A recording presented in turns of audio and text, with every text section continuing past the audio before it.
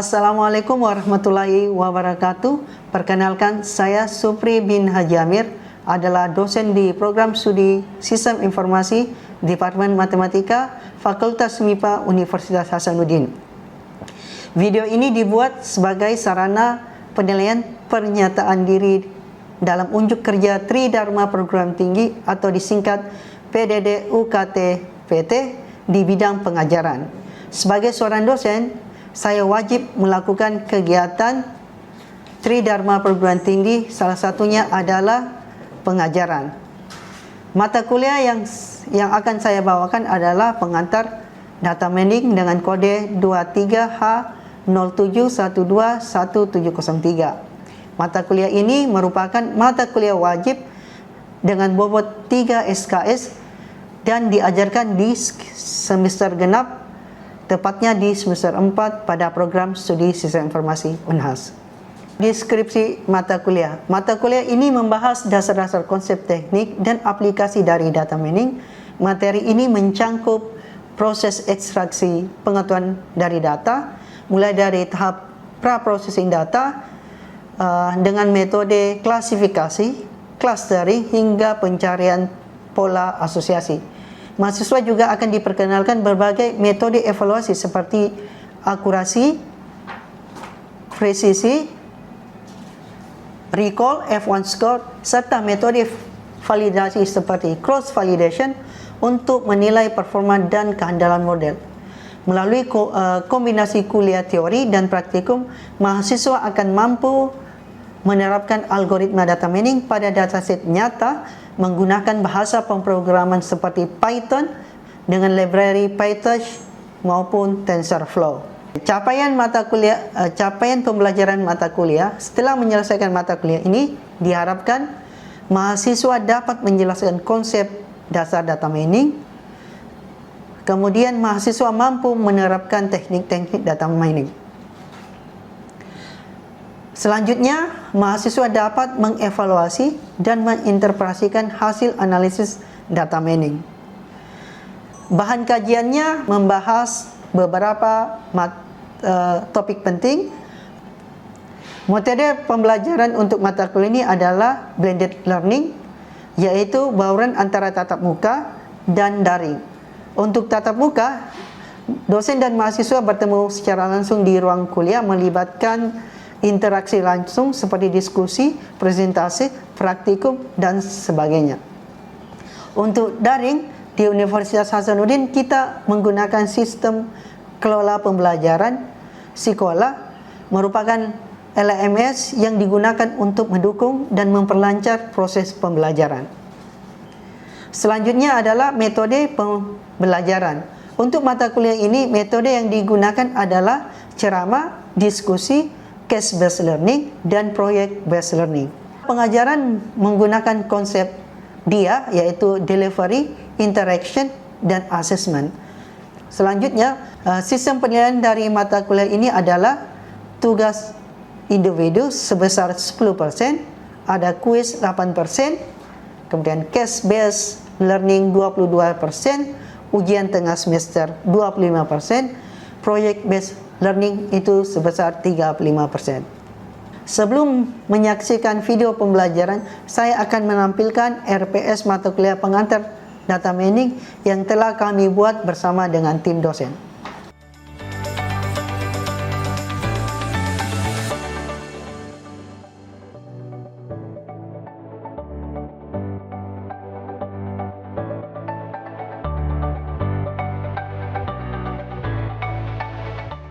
Berikut cuplikan video pembelajaran yang saya telah buat. Assalamualaikum warahmatullahi wabarakatuh. Bagaimana kabarnya semua? Baik ya.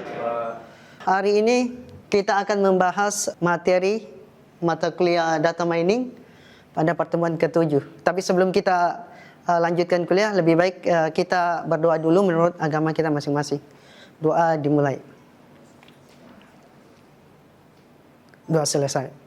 Kalau pertemuan kemarin kita sudah bahas beberapa teknik ya, teknik klasifikasi. Oke, kita review ulang saya nanti pembelajarannya.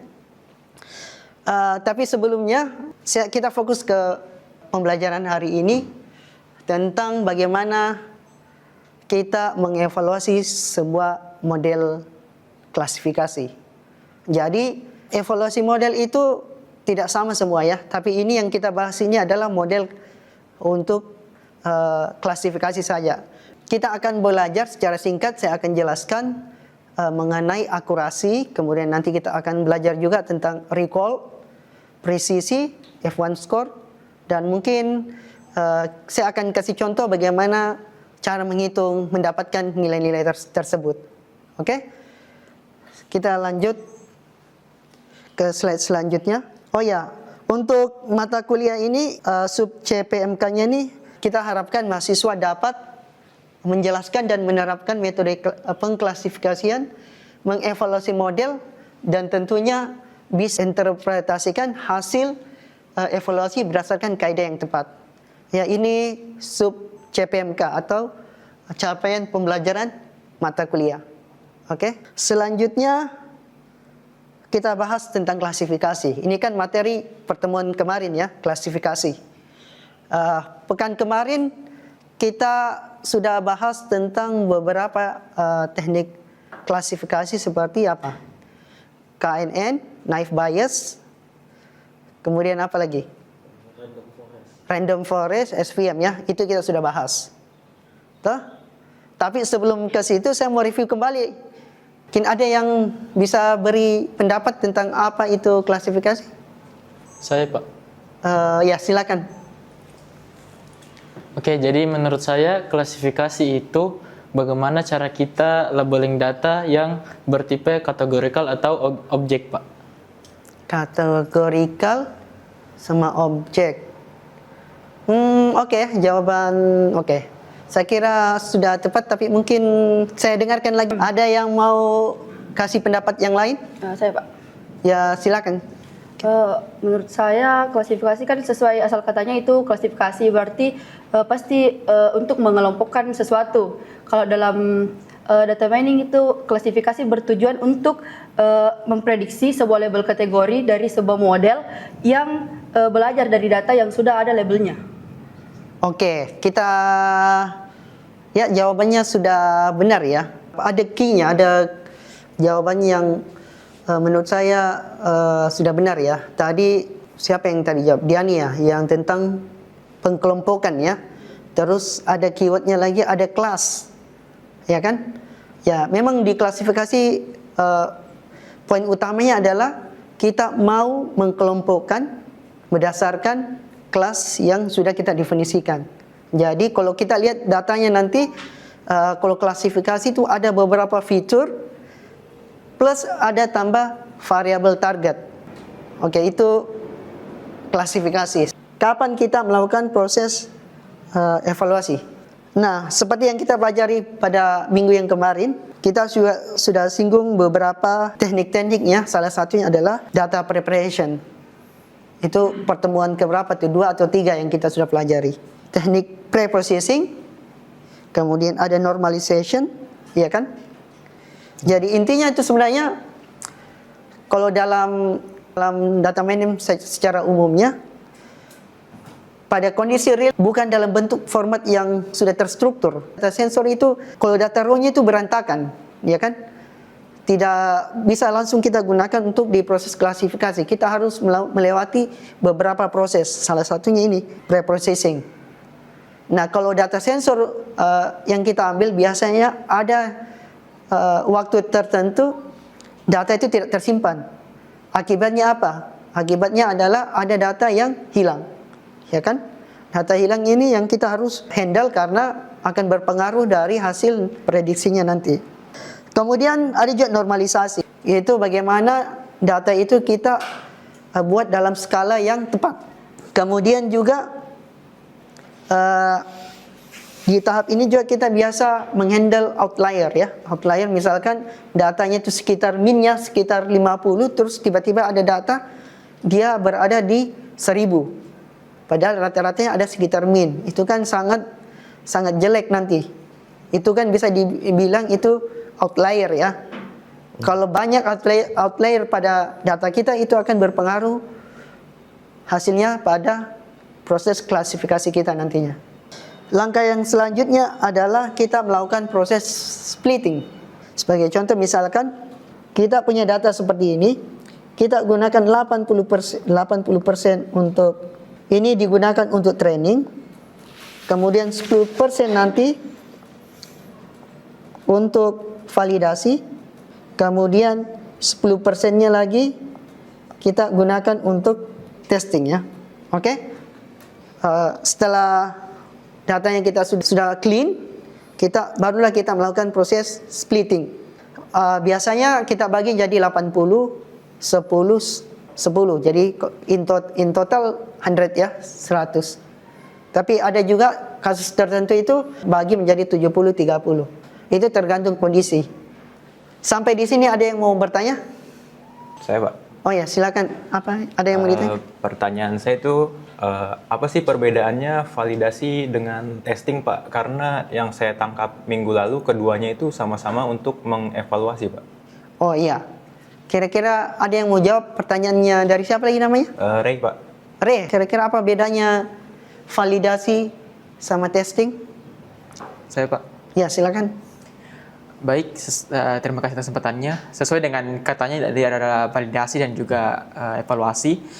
Kalau misalnya validasi termasuk di training, artinya kalau kita menganalogikannya ya masuk di uji coba atau try out. Dan jadi pada saat pengolahan data, kinerja model data yang akan kita pilih, misalnya pada random forest, nah itu nanti kita akan split atau kita akan bagi data yang akan kita uji coba. Kemudian kalau untuk testing atau evaluasi seperti yang dijelaskan, evaluasi di sini tentunya nanti kita akan melakukan ujian sungguhan secara analoginya. Tapi dalam hal ini untuk data mining kita akan mengevaluasi atau melakukan tahap final kepada data tersebut yang sudah kita olah. Jadi untuk perbedaannya cukup signifikan dari validasi dan juga evaluasi. Cukup sekian, Pak. Saya kira jawabannya sudah benar ya. Jadi secara singkat saya bisa bilang bahwa validasi dan evaluasi adalah suatu hal yang berbeda ya. Walaupun sama-sama mengevaluasi, ya kan? Bedanya adalah kalau validasi pada training itu dia mengevaluasi ketika model itu masih berlangsung. Artinya validasi itu ada dalam proses training. Tujuannya adalah untuk mengupdate parameternya. Kalau dalam bahasa data mining itu kita mau mengupdate parameter tuning ya. Karena training itu tujuannya adalah kita mau mendapatkan variabel yang tepat supaya errornya semakin sedikit, meminimalkan error ya. Itu validasi. Nah, kalau di testing itu bedanya. Kalau testing ini kita setelah akan dilakukan ketika proses training sudah selesai. Sudah selesai training, kita sudah dapatkan model, barulah model itu kita melakukan evaluasi melalui data testing, data yang unseen, yang tidak pernah dikenali sebelumnya. Bagaimana jawabannya? Terima kasih. Terus pertanyaan selanjutnya adalah kenapa kita perlu mengevaluasi model? Nah, ini jawabannya ya. Coba kalian lihat di situ kira-kira apa yang dimaksud di poin yang pertama. Ensure they meet the expectation. Jadi modelnya itu sebenarnya sudah sesuai ekspektasi kita. Misalkan ada gambar seperti ini yang harusnya human, model prediksinya benar-benar human atau manusia. Itu artinya model sudah sesuai dengan ekspektasi. Oke, selanjutnya adalah evaluasi diperlukan untuk kita membandingkan dengan model yang lainnya. Ini sangat penting ya. Misalkan ada satu case kita dapat misalkan akurasinya 80%. Kita bisa gunakan lagi dengan metode lain. Apakah hasilnya lebih tinggi atau lebih tidak? Berdasarkan apa? Berdasarkan matriksnya ya. Misalkan akurasi atau recall-nya ya. Kemudian identify match to reality level, kemudian ada height decision making, kemudian yang terakhir adalah guide model improvement. Atau model kita itu sudah bagus mendeteksi sebuah, melakukan proses klasifikasi, tapi ternyata ada parameternya, ternyata nilai recall-nya itu yang kecil, itu kan perlu dipertanyakan ya. Makanya model evaluasi itu diperlukan. Nah, sekarang kita masuk ke metric evaluation pada data mining. Sebenarnya dalam data mining itu ada beberapa macam matrix evaluation ya. Tapi untuk kali ini kita bahas 4 jenis matrix evaluation. Yang pertama itu adalah akurasi, coefficient matrix, kemudian recall, ada precision, kemudian ada F1 score. Oke, selanjutnya kita fokus ke akurasi saja ya. Ini adalah rumus dari akurasi. Akurasi rumusnya itu adalah number of correct prediction dibagi menjadi total number of prediction. Selanjutnya kita coba kerja latihan ya. Bagaimana kita menghitung akurasi? Kita lihat contoh di atas. Intinya begini, kita mau mencocokkan actual class sama class prediction. Pertama kita tentukan dulu, kita cocokkan dulu actual kelasnya apa, kemudian hasil kelas predictionnya dari model itu apakah cocok dengan actual kelasnya, ya. Yang di sini actual kelasnya ada orange, sedangkan model prediksi dia sebagai apel, berarti dia correct ya, uncorrect ya, berarti ini bukan ya. Kemudian model aktual kelasnya itu grape atau anggur, model prediksi dia sebagai anggur. Ini sudah benar ya, correct prediction ya. Jadi ini 1. Kemudian yang poin nomor 3 itu ada apel. Kemudian model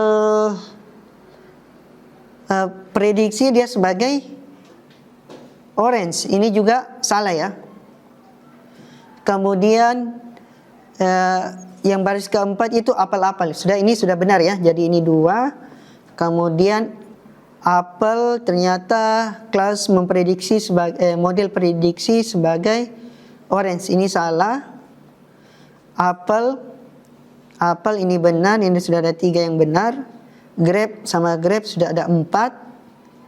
Kemudian grape sama grape juga sudah 5. Kemudian apple to apple sudah 6. Orange sama apple ini sudah salah. Ini juga salah. Ada 7. Kemudian terakhir yang ke-15 benar ya? Benar. Orange sama orange ini 8. Jadi correct prediction itu ada 8. Ini ya, 8.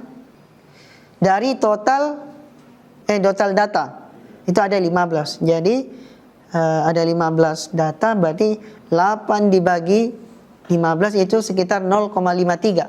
Selanjutnya kita coba lagi belajar coefficient matrix. Tinggal kita cocokkan saja. Misalkan berapa jumlah modelnya prediksi apel, aktualnya juga apel.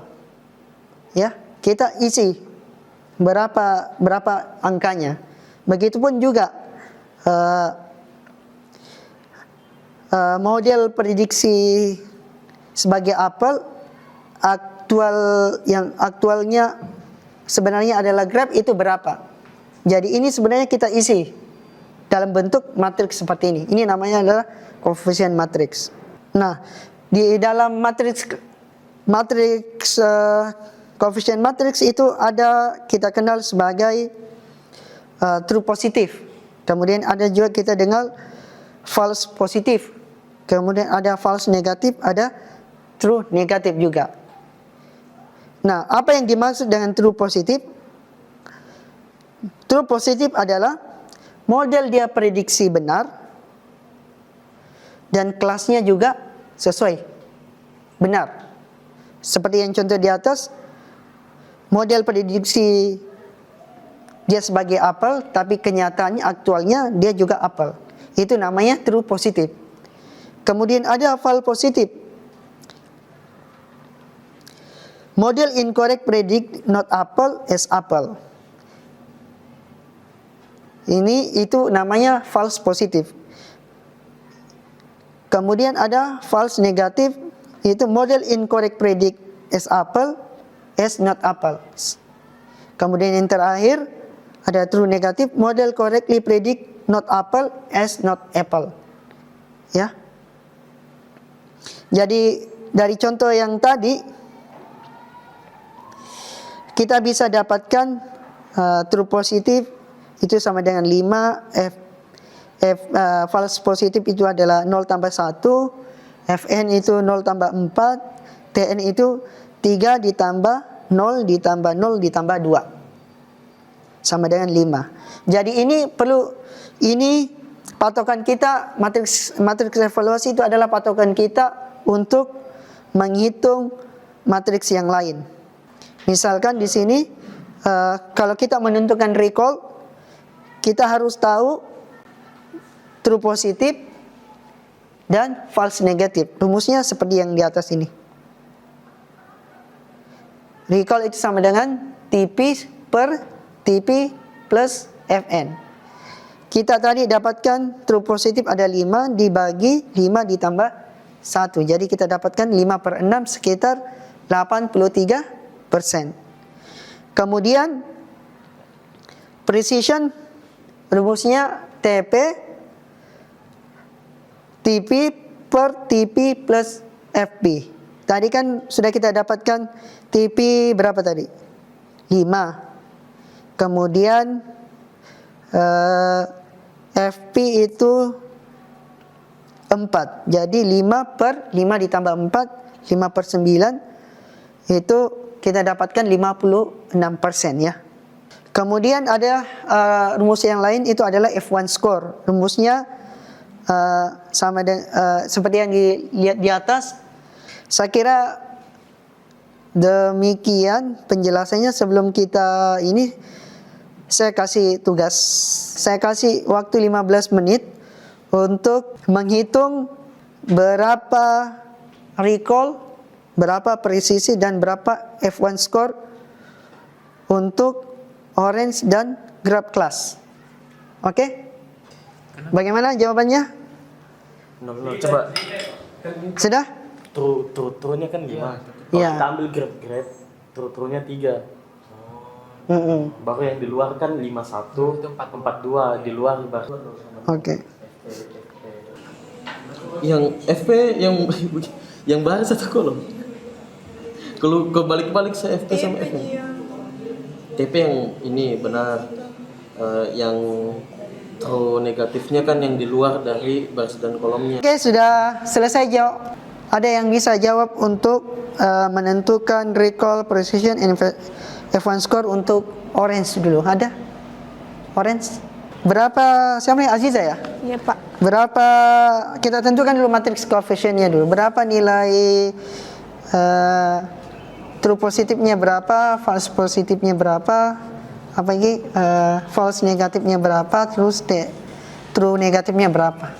Jadi Pak, di orange itu true positifnya ada 1, true negatifnya ada 7, true negatifnya ada 7, oke, benar. false positifnya 2, False positif iya. 2, Dan terus false negatifnya 5. false negatifnya 5. ada 5.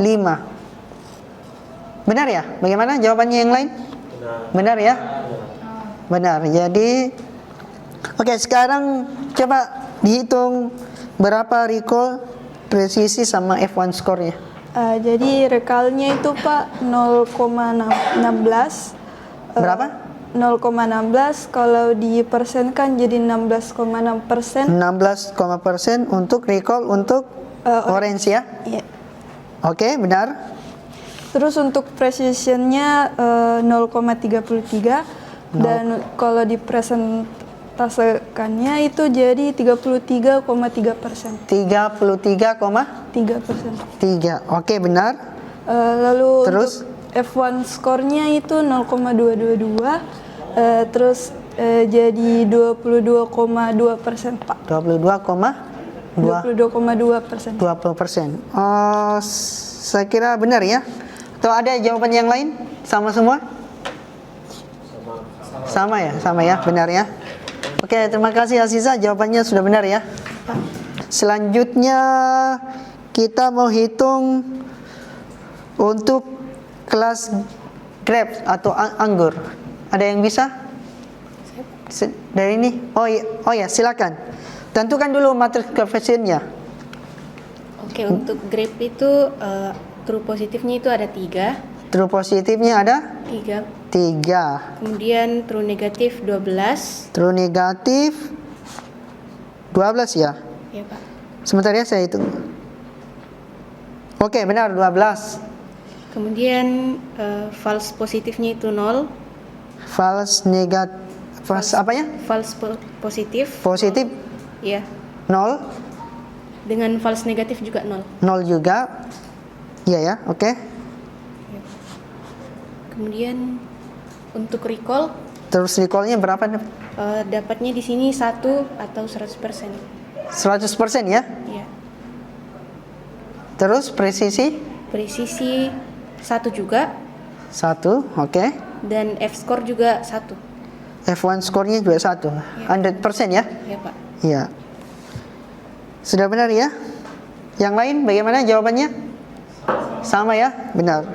Selanjutnya tugasnya adalah soalnya itu ada di nomor 2, 3 dan 4. Terus tabel yang kita gunakan adalah tabel yang sama yang di atas ya. Tabel yang ini. Kemudian informasi tentang tugasnya, kemudian deadline-nya nanti saya upload di LMS kita ya, di sekolah. Nanti silakan kalian download soalnya. Nanti saya bikin soal dalam bentuk PDF. Nanti silakan kalian download. Kemudian submitnya